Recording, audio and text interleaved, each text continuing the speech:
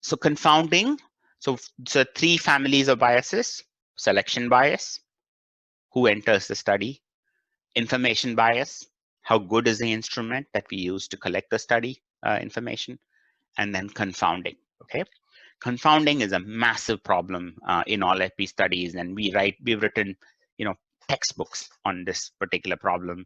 Every FP student will know this inside out. Okay, so for example, when you see media headlines like this: smokers are less likely than non-smokers to fall ill with COVID-19, or you see something like chocolate reduces the risk of stroke. As an epidemiologist, the first thing my brain tells me when I see these headlines is, oh my God, this could be all confounding, right? An epi trained person will never fall for these headlines because we know nothing is as straightforward as it seems. For example, people who eat chocolate versus don't eat chocolate and their risk of stroke, there could be 1,000 other differences between chocolate eaters and non-chocolate eaters, right? And that differences make us really worried about, are these fair comparisons, right? Are chocolate eaters and non-chocolate eaters similar in very many different things in terms of their profile, and how does that impact their stroke risk, right? So the naive associations being thrown around in the media, the first thing we think of as epidemiologists is this could be entirely explained by confounding. So it turns out that the smoking issue is a big problem called collider bias associated with confounding, and it may not be a true association at all. Okay, so why is confounding so important? This is a nice comment in BMJ. Confounding, the situation in which an apparent effect of an exposure on the risk is explained by its association with other factors, is probably the most important cause of spurious associations in observational epi. Okay, you will never do an observational study in epi and not have an entire section on how you addressed confounding in your study. Okay, so where does confounding fall in the big scheme of things? Well, it falls right here. You can see that it's a pretty critical issue and can completely deviate you from the true causal effect, and therefore you need to worry about it a lot in your research study. There are many ways to understand confounding, and I'm going to try and show you a few different approaches. Hopefully, when I show you multiple approaches, it'll kind of settle in your head better. One of the easiest ways to think about confounding is what we call mixing of effects, right? When you say people are taking HRT and they have a lower risk of heart disease, you're asking, okay, I'm looking at HRT and heart disease. Could there be something else lurking behind the scene that's causing both, right? So in other words, what I'm seeing or attributing to HRT could easily be something else, like socioeconomic status, like exercise, like physical activity, like diet, that could explain the correlation that I'm seeing in the study, right? So confounding is confusion or mixing of effects, where the effect of the exposure is mixed together with an effect of another variable or multiple variables leading to bias. And I'm going to give you a beautiful textbook description example, spectacular example. Okay, it's a real classic in our field. So when you look at two variables, let's say birth order and Down syndrome. All of you know birth order is basically first baby, second child, third child, fourth child, fifth child. And Down syndrome is a chromosomal disorder that results in a baby with classic Down features, and children with Down syndrome often have multiple problems like heart disease and so on and so forth. Okay, it's a well-known congenital defect or a malformation. Okay, so this is a naive correlation. Naive because it's only looking at birth order and Down, not looking at anything else. Okay, this is not stratified on any other variable. It's a simple bivariate association between birth order and Down. And you can see here the risk of Down in a population for the first child is this much, second child goes up, third child goes up, fourth child goes up, fifth child, the risk is quite massive. So you might walk away from this study and say, oh man, birth order is clearly causally linked with Down syndrome, right? You're likely to have a Down baby when you have third, fourth, fifth babies, and so on and so forth. Now I'm showing you a different data set. Now what I have on the x-axis is maternal age, not the birth order. Okay, mom's age under 20, mom's age 30, 35, 35 and above, 40 and above. You can see a beautiful steep correlation between maternal age and Down syndrome. Okay, older the mom, greater the risk of having a Down baby, right? Now the question comes, which of this is true? Is it birth order? Is it maternal age? As given to you, this is simply not a soluble problem. Nobody in the world can crack this. The only way to tease this, so right now you have two things and they could be all mixed up. Birth order and maternal age can both be associated with Down. One of them is associated, the other is not. Neither is associated. We can never really crack this problem unless we start thinking three-dimensionally or in multivariate terms. We start doing what we call stratified analysis. Now I'll show you this spectacular picture which solves this problem once and for all. Now we have all of them in the same plot. Birth order, as well as maternal age. Now we can really tell which is the culprit. Is it the birth order or is it the maternal age which is driving this risk of Down syndrome, right? Now, this is called stratified analysis because there is one stratum of birth order, second stratum, third stratum, fourth stratum, fifth stratum. You're presenting data broken down by strata. For example, you could have age strata. You could have sex, men and women separately. You could have racial disaggregated data. Think of this as disaggregated data, okay? The earlier slides were not disaggregated. Now you're disaggregating the data. Suddenly this becomes a soluble problem, right? If you look at, and the maternal age is on this axis, okay? Now, take a look. When you have one child alone, all these women have had only one children. You see a beautiful correlation between maternal age and Down syndrome. Okay, take a look at the second birth order moms, same correlation between maternal age and Down syndrome. Now look at it in the transverse direction. You take any one maternal age category and you see the line is flat. There's absolutely no correlation between birth order and Down syndrome. Whatever correlation is only with maternal age. That's how we know maternal age is one of the most strongest risk factor for Down syndrome. You can totally ignore birth order. It's not the birth order, it's the mom's age. And that is what drives the risk of Down syndrome. Okay, by disaggregating and adjusting, so in effect, you can adjust for birth order, you can fix the birth order to be 1, and then look to see what the association is. So when you adjust for birth order, you still see a strong correlation between maternal age and Down syndrome. Okay, so the term adjustment comes directly from stratified analysis. By conditioning on a given stratum, you start to see what is happening within that stratum. Within that stratum, the value should not vary. It's all men, all women, all have the same birth order. Then that problem no longer starts to confuse you. Okay, I'm going to show the same thing to you in this analogy of water pipes.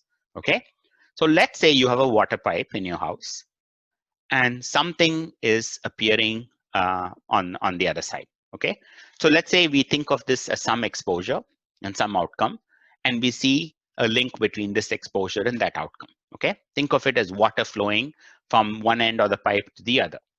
You see water coming, and you think, okay, it's coming from exposure, right? That's where the risk is coming from. What if, unbeknownst to you, there's another water pipe, right, like that? Now, if you see water coming out here, can you tell whether it's coming from exposure or whether it's coming from a third variable somewhere else? That third variable could be easily, and we call that a confounder, That third variable could easily feed this, could feed the outcome, and you are unnecessarily blaming the exposure for what is not quite coming from the exposure. So the only way to resolve this mess, if there is a third variable lurking and feeding both, is to block the top pipe. If you block the top pipe, right, you now have a shot at fixing this problem, right? Now you adjust for that confounder and fix that number, a confounder, to be not variable, right? If you still now see water coming, then you say, now I'm convinced that it's not the third variable, it's not the confounder, it's truly coming from this exposure, okay? In the case of birth order and Down syndrome, you saw a link between maternal age and Down syndrome, but you were worried, could it really be birth order?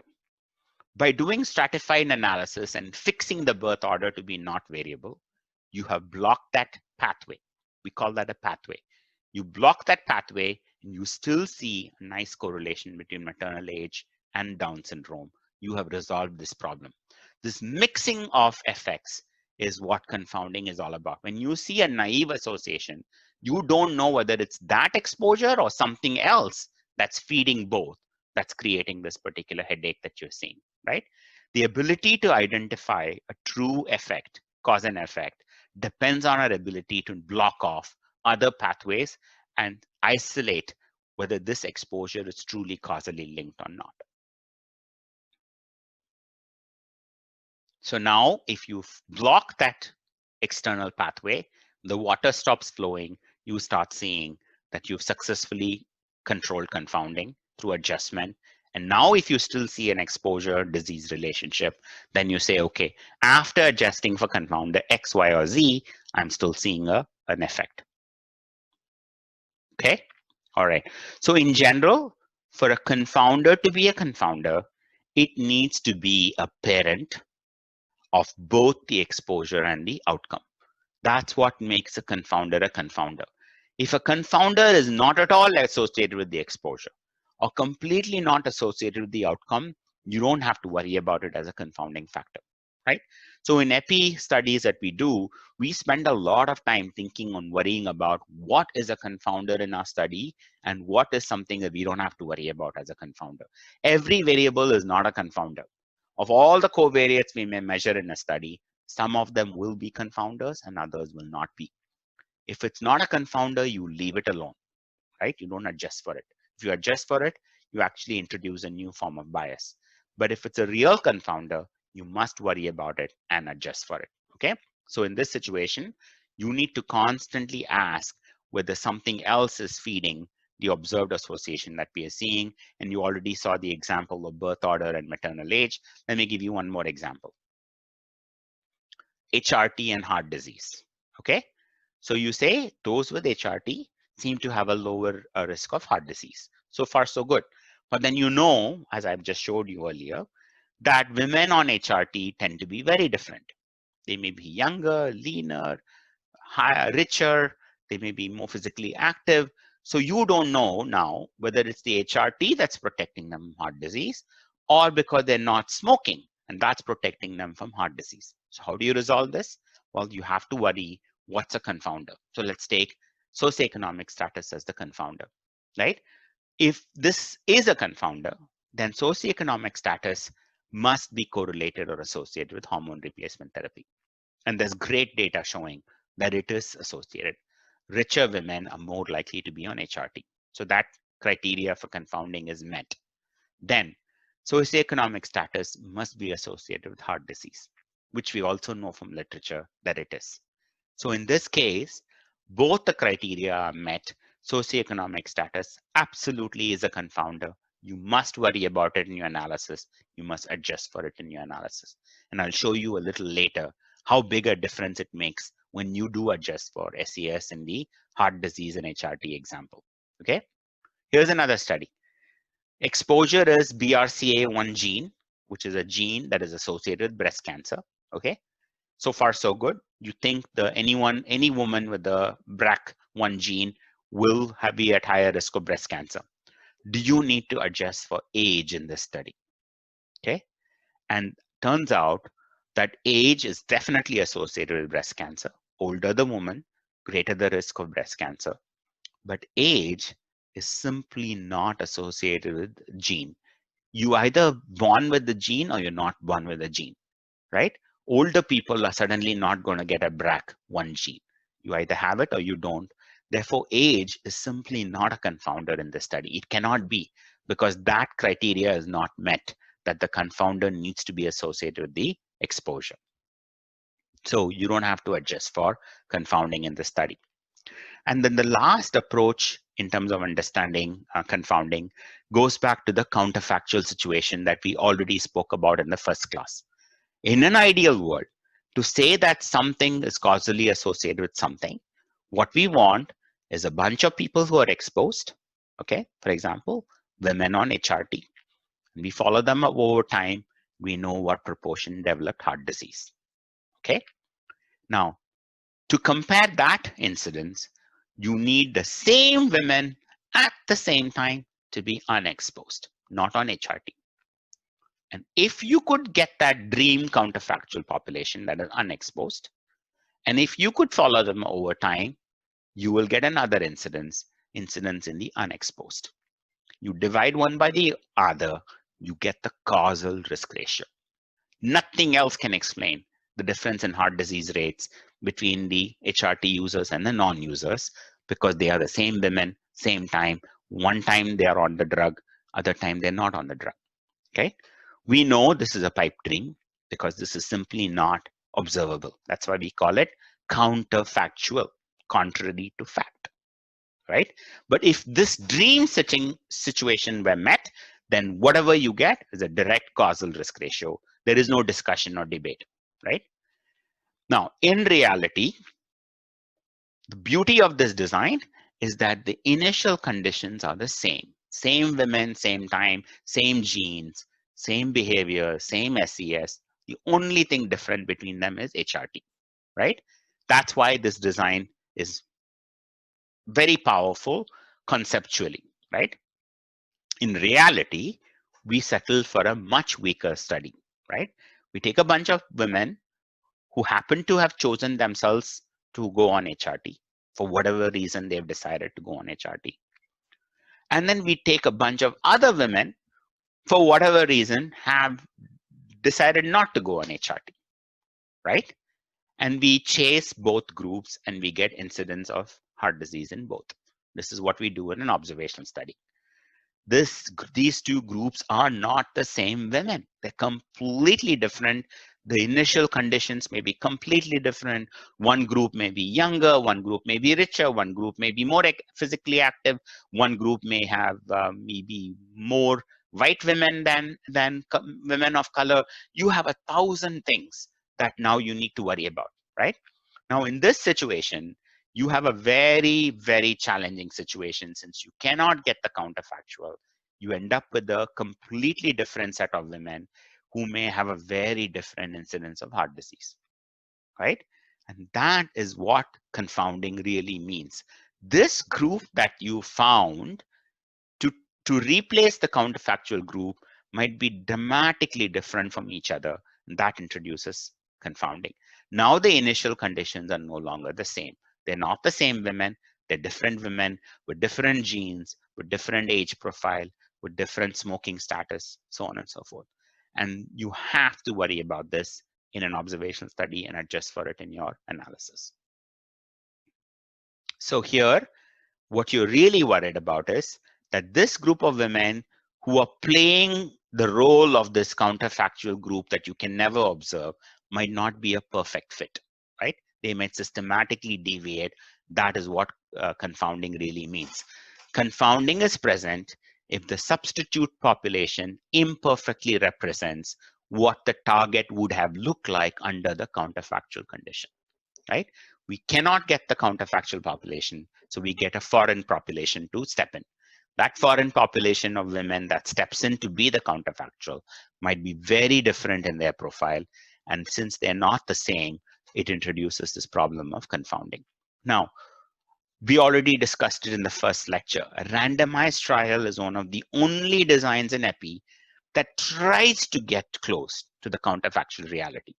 Okay, we take people and then we randomly allocate to HRT or no HRT. Although the groups are not the same women, the random allocation process at least gives us some reassurance that the HRT group and the non-HRT group will have women approximately of the same age distribution, approximately of the same SES, approximately the same proportion of smokers and non-smokers. Any variable, known and unknown variable, will get evenly distributed in the long run if the randomization is done correctly and done well, right? So it gives us more confidence than a setting which is entirely observational and women are self-selecting themselves. In an RCT, women don't select whether they go on HRT or not. Investigator selects using a random process who gets HRT and who does not. Women have no say in it, right? Therefore, randomization is very powerful in balancing the covariates between the treatment arm and the control arm. Known and unknown covariates will get equally distributed in both arms. And you will see it in table 1 of any RCT. Table 1 of any RCT typically is profile of people in the treatment arm, profile of people in the placebo arm in terms of mean age, sex distribution, SES, disease severity, 50 other variables. By and large, if they look similar, then you know randomization has worked. So randomization, the act of randomization has a tremendous effect on killing confounding as a problem in our study, right? It breaks the link between self-selection and any intervention.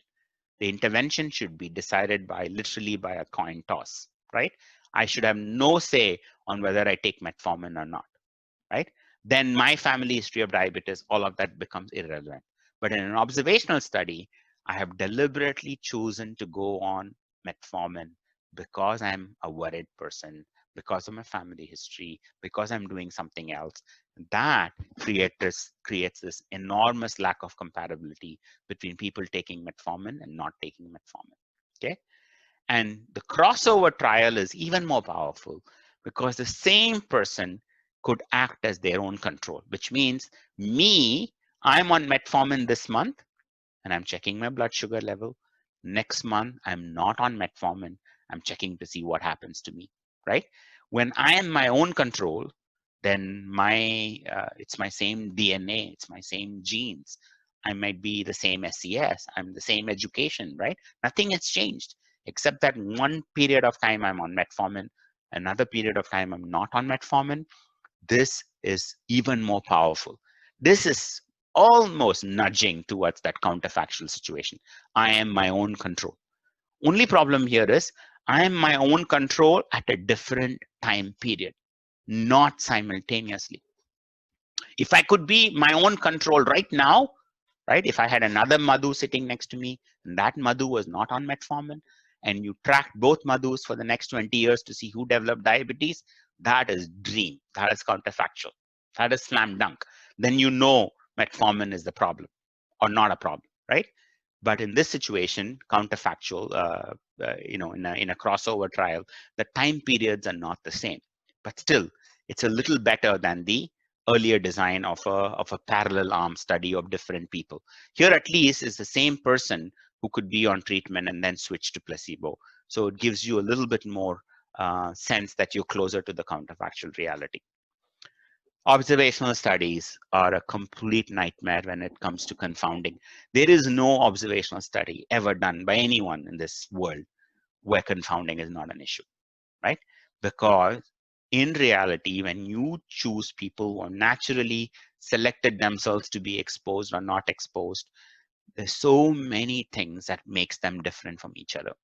And therefore, when you see difference in incidence in the two groups, you don't know whether it's because of the exposure you worried about or whether it's something else they're doing or not doing that increases the risk of the disease.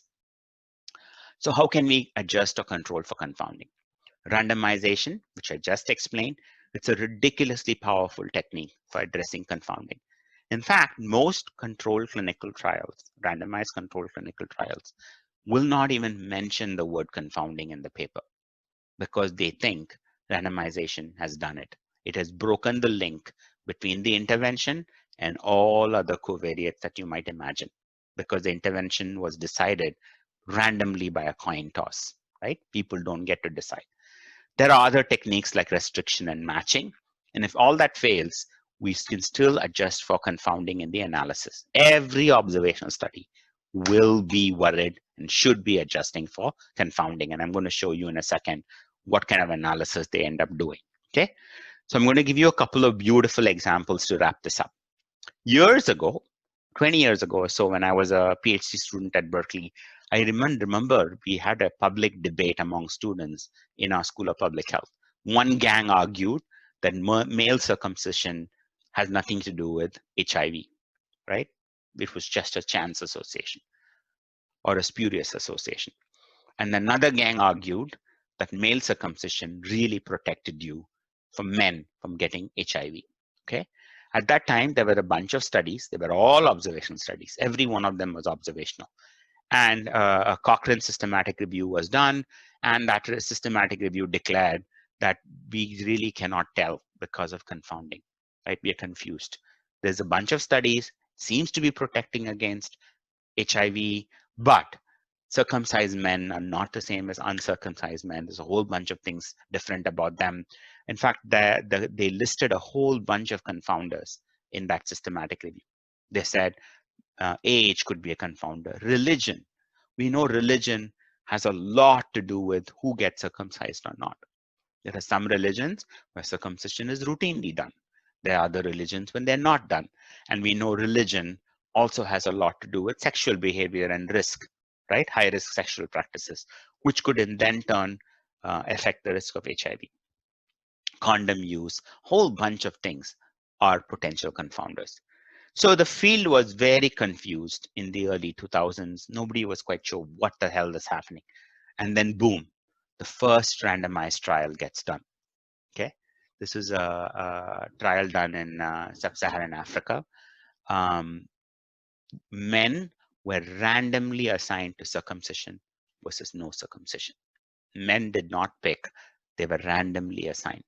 And that randomized control trial, the first ever one ever done, showed a massive protection, 60% reduction in HIV incidence among the men who were circumcised compared to the control group that was non-circumcised. In fact, they had to stop the trial early and then offer circumcision to everybody in the study, right?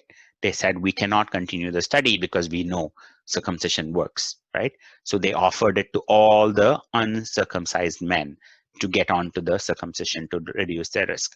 60% is pretty massive, right? It's almost like a reasonably efficacious vaccine for HIV.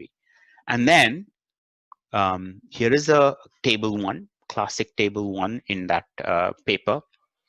They compared control arm, non-circumcised men, intervention arm, men who were circumcised. Look at the age, 52 years on average, 49 years, okay?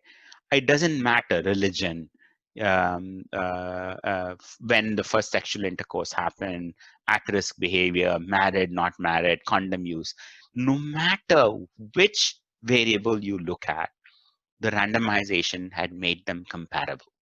This is what the beauty of randomization really is.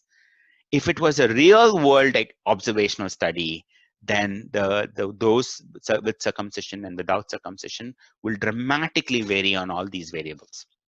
But randomization randomly assigns them to each group, and it breaks all link between any covariate and circumcision. So table one typically will tell you that randomization has worked. It has balanced out all covariates between the treatment arm and the control arm, right? It's a beautiful example of how powerful. And when you see that comparable arms, you stop worrying about confounding. Confounding is no longer an issue. You don't talk about it. You don't analyze, adjust for it in this RCT at all. In fact, the RCT did not adjust for confounding. Okay. Now, two other trials came out, both from sub-Saharan Africa, a year or two after that. Both had to stop early because both found a massive reduction in HIV because of the circumcision. And when you do a meta-analysis, you have this remarkably consistent effect from 3 RCTs, all stopped early, all showing about a 60% reduction in HIV prevalence due to circumcision. And no longer, nobody is doing trials on this subject anymore. In fact, it would be unethical to do a RCT right now because we know our circumcision works. UNAIDS, WHO are all promoting circumcision as a clear strategy to reduce the risk of HIV, right? So this is a beautiful example of a confusing situation with observational studies where confounding was a challenge. Then 3 consistent RCTs all show 60% reduction in HIV incidence. Now it's an established intervention. We know there's a causal link between circumcision and HIV. And the only way we could really nail this is by doing RCTs, because observational studies always were worried about confounding. So you can either tackle confounding in the design, randomization, or if you can't do that, then you still do an observational study, you collect the data on the confounders that you care about, and you adjust for it in your analysis, okay? When we do a simple 2x2 table and you compute a risk ratio or an odds ratio, all you have is called a naive effect. A naive risk ratio, a naive odds ratio, also called a crude odds ratio or a crude risk ratio or a crude risk reduction, right? Crude or naive means it is unadjusted for anything, okay? All you're seeing is the association between smoking and COVID, that's it. You don't know whether it's smoking or something else. And then so you could now repeat the analysis after adjusting for age, for sex, for socioeconomic status, for alcohol, for disease severity, any variable that you think is relevant. And now you get an adjusted risk ratio, an adjusted odds ratio. The difference between the crude and the adjusted odds ratio tells you how big a problem confounding is. Crude odds ratio could be 3 between smoking and COVID. After adjustment, it might drop to 2, right? That means what was originally 3 has come down and become 2, right? Adjustment can make an odds ratio disappear, or adjustment can make an odds ratio become even more visible and bigger in terms of the effect size. It can go both ways, depends on how the confounding works out in your data set, okay? And typically, adjustment is done using regression modeling. Okay, we could use linear regression, multiple linear regression, logistic regression, Cox proportional hazards model, Kaplan-Meier analysis, all of the stuff that you would see are regression models in these papers, and they all need statistical software to do it. We cannot do this by hand. It's not like drawing a 2x2 table and crunching the numbers. You need multivariable statistical analysis packages that is easy to do and available as well. Okay, now take a look at what adjustment did with HRT and cardiovascular disease. Here's a bunch of studies on hormone replacement therapy and cardiovascular disease. They did not adjust for socioeconomic status, right? Once they adjusted for socioeconomic status, any link between HRT and heart disease disappeared. They all became null, right? So adjustment made a huge difference and made the HRT heart disease link disappear once you adjust for SES. That's because women on HRT were wealthier than women not on HRT. So adjustment made a spectacular difference in your interpretation of this effect estimate, okay? And the last couple of slides is just to show you how this plays out in the COVID situation, right? Now, hydroxychloroquine, there's a bunch of observational studies on people who are already taking it and see whether their COVID outcomes are better or not versus randomized control trials on hydroxychloroquine.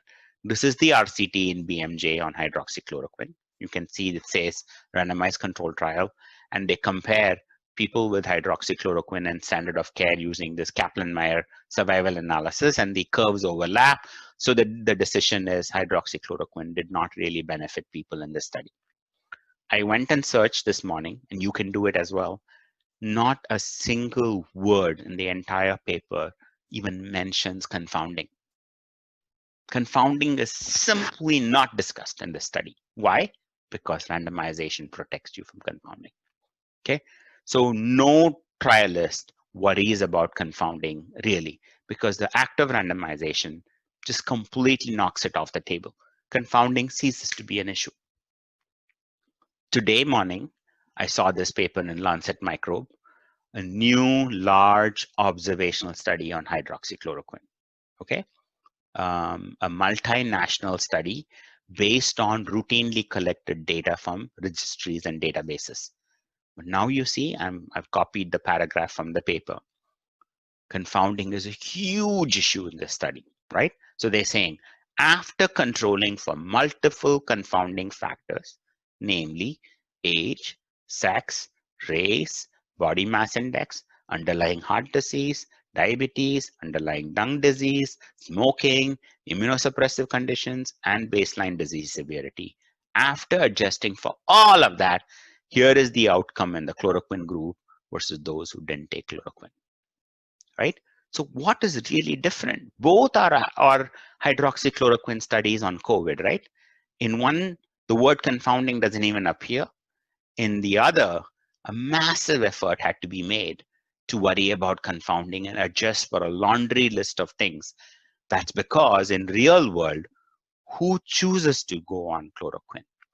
Who is ordered a chloroquine by the doctor, right?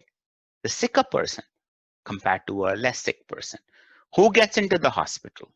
Who gets tested for COVID or not get tested for COVID, right? Whole bunch of things are different between a real world situation where people have chosen to take chloroquine versus not, versus a randomized trial where the investigator allocates that randomly. Powerful illustration of the importance of confounding. And if this study did not have this degree of effort paid on confounding, I will dismiss it instantaneously, right? It wouldn't even make the Lancet, right? Confounding has to be a massive part of this paper, and indeed it is. So we will post this paper on your Google Drive along with the trial, and you can read both to compare how big a difference confounding and adjustment for confounding can make. Now, at the end of all this, even though they've worked so hard on adjustment for confounding, could they have still missed confounders? The answer is absolutely. You can only adjust for known confounders on which you have data collected. What if there's an unknown confounder that nobody in the world knows of? Well, you missed it. Too bad. Let's say vitamin D is a confounder here. I don't see it listed. Vitamin D was neither measured nor adjusted for, and you completely missed an important confounder. So there is no way of handling in the analysis unknown and unmeasured confounders. You can only adjust for known and measured confounders. It's impossible to adjust for unknown or unmeasured confounders. In an RCT, even if you don't know what the confounder is, you take it that it's still being equally distributed in both arms of the study. That's what makes randomization so powerful. Known and unknown confounders should fall equally between the two arms, so you stop worrying about confounding. All right, so that covers all of bias in 2 hours.